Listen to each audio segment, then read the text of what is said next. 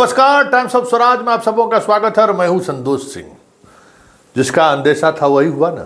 क्यों हम लगातार बने हुए थे उस खबर पर? क्यों हम आपको कह रहे थे कि मंत्री का नाम आते ही आर्थिक अपराध इकाई भी चुप्पी साध लिया है। नेता प्रतिपक्ष का जो एक रोल होना चाहिए, भूमिका होनी चाहिए, वो भूमिका भी देखने को नहीं मिल रहा है। तो लीजिए, बीपीएससी आर्थिक अपराध इकाई ने जो सूचना उन्हें दिया कि भाई प्रश्न पत्र लीक था, उस सूचना के आधार पर उन्होंने बैठक बुलाई और बैठक बुला के आर्थिक अपराध इकाई के तर्कों को खारिज करते हुए कहा कि हम परीक्षा रद्द नहीं करेंगे।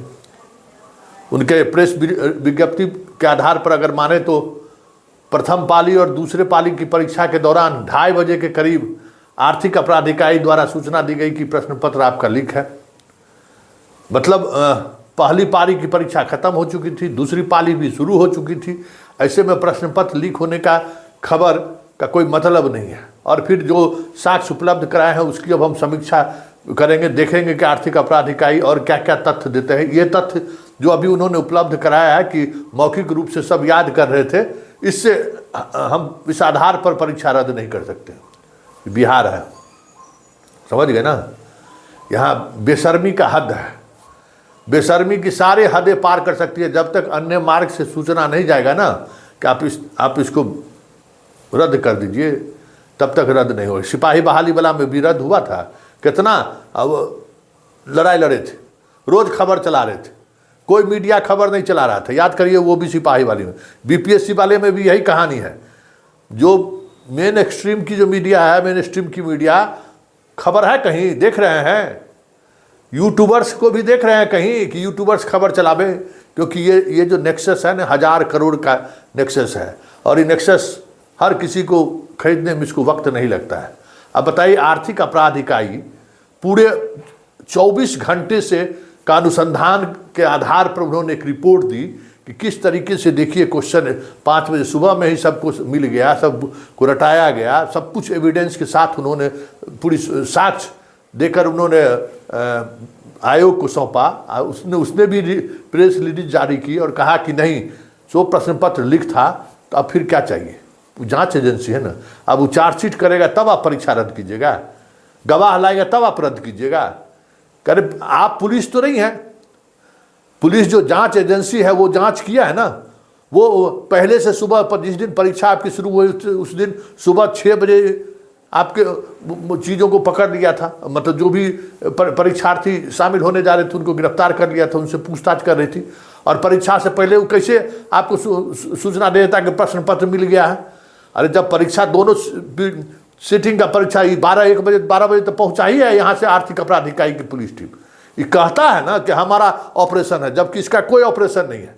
आज जो जेपीएससी में हुआ है, उतना स्टूडेंट वहाँ हजारीबाग में एक जगह जुट गया, लोगों को लगा कि जेपीएससी वाला ये सब स्टूडेंट सब है, अब ये से सॉल्वर गेम सबको सॉल्व करा रहा है। तो स्थानीय लोगों ने पुलिस को सूचना दिया था और उसके बाद पुलिस सबको पकड़ा पकड़ी किया। तब बिहार से यहाँ से लोग गए, पूछताछ किए, तब जाके मिलान किए और उसके बाद 2-2:30 बजे सूचना दिया आर्थिक अपराध इकाई ने बीपीएससी को। तो ये पूरा दोनों का जो खेल है ना, उस खेल को बीपीएससी भी एक्सपोज कर रहा है। आर्थिक अपराध के कहने की जरूरत नहीं है। यही है बिहार, जहां विधायक, मंत्री और आईएएस अधिकारियों का नाम आया। कौन कौन मंत्री फोन किया था आर्थिक अपराध इकाई के? जो एएसपी गए थे वहां, पूछिए। इंद्र प्रकाश को कौन कौन लोग फोन किए थे? नैयर हसनैन खान को कौन दबाव बना रहा था? हमें लगता है कि इसको डिस्क्लोज करना चाहिए। छोड़ने के लिए सबसे ज़्यादा शेखपुरा, लखीसराय और के लोग पकड़ाए थे वहाँ।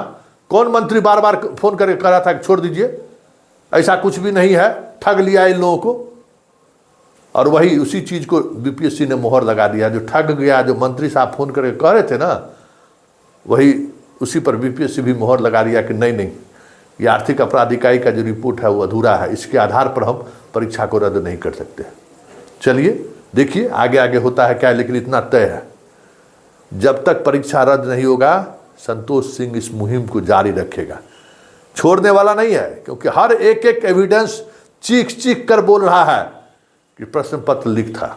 भले ही जो सॉल्वर गैंग वाले जो लोग हैं, जो करोड़ों रुपये पानी की तरह बहाते हैं, उसके प्रभाव में मीडिया हो, सरकार हो, बीपीएससी हो, क्यों न प्रभावित हो जाए, लेकिन ये मुहिम रुकेगी नहीं, क्योंकि बिहार के 13 करोड़ आबादी की उस मेहनत का अपमान है जो अपने बाल बच्चों को